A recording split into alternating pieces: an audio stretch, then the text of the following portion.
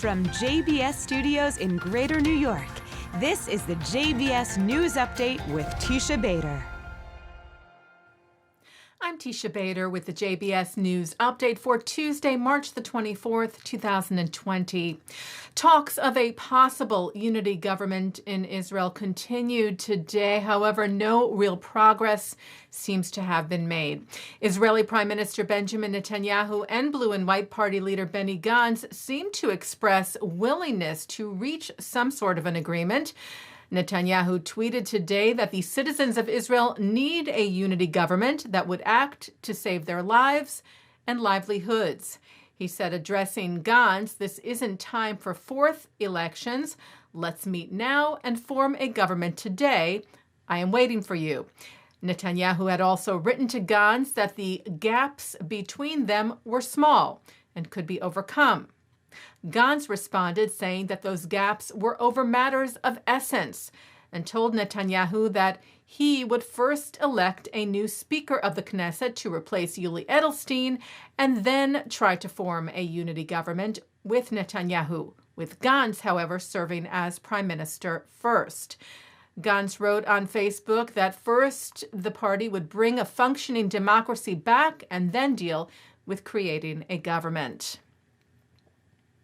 The IDF said Israeli troops prevented a terror attack today in the West Bank, tweeting that after identifying two Palestinian suspects throwing rocks at cars on a highway near the Palestinian village of Deir Abu Mashal, northwest of Ramallah, and also preparing to hurl stun grenades, Israeli troops opened fire and hit one of the suspects. Searches were ongoing for the other.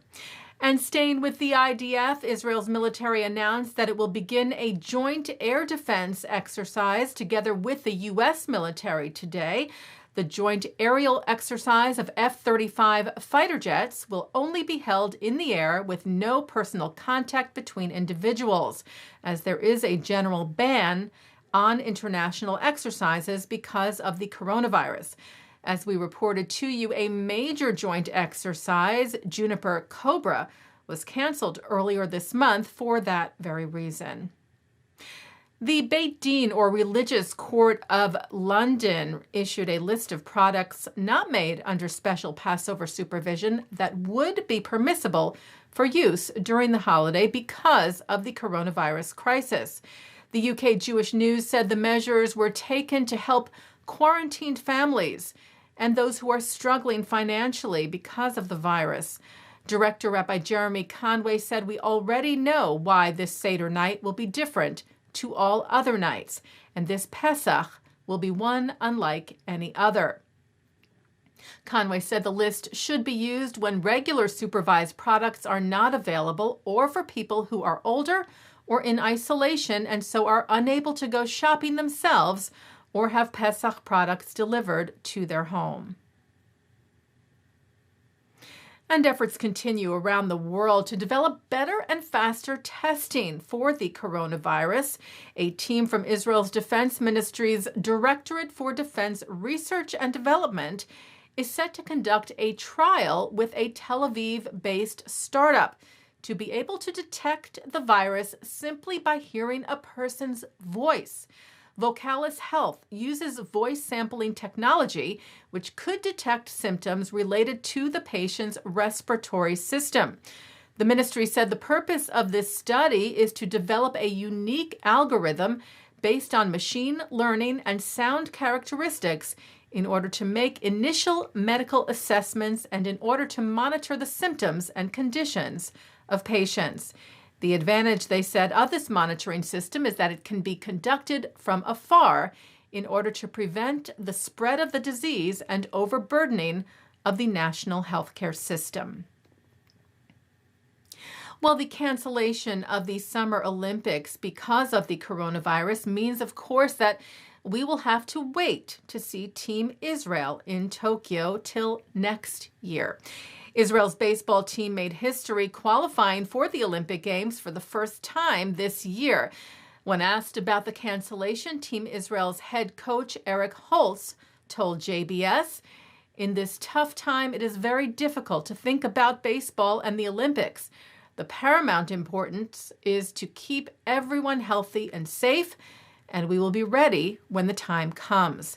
The official statement from the Israel Association of Baseball said it understands the need to postpone the Olympic Games, saying we will continue to prepare ourselves with all our energy for the Olympics and will do everything in our power to bring a medal home to Israel.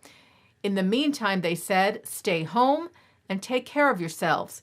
We'll get through this together.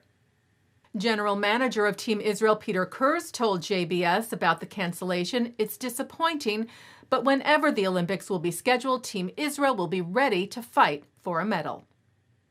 And by the way, Team Israel welcomed a new member. 4-time Major League Baseball All-Star Ian Kinsler joined Israel's national team and will play in the Summer Olympics next year. Kinsler said, wearing Israel's blue and white means more to me than just playing baseball. It means representing a country, a religion, and my roots. I can't wait to get started. Taking a look now at our programming for tonight on JBS for Tuesday, March the 24th. Coming up at 7 o'clock, Shurat Hadin founder Nitzana Darshan Leitner talks about the ways in which she is using courts of law to bankrupt terrorism. At 8 o'clock, Long Island's Suffolk County Temple Israel of Riverhead convenes a forum on combating anti-Semitism with leading state, county, and local law enforcement personnel. At 9 o'clock, it's part 2 of Aryeh Green's L'chaim. At 10 o'clock, the 4th annual induction ceremony into the Bronx Jewish Hall of Fame. And coming up right after this newscast tonight, it's a new JBS Together During COVID-19. Mark Golub will be joined by Shachar Azani, who will talk about how Israel is coping with the coronavirus. That's tonight, right after this newscast. And that's the JBS News Update for Tuesday, March the 24th, 2020. I'm Teisha Bader. Stay healthy, stay well.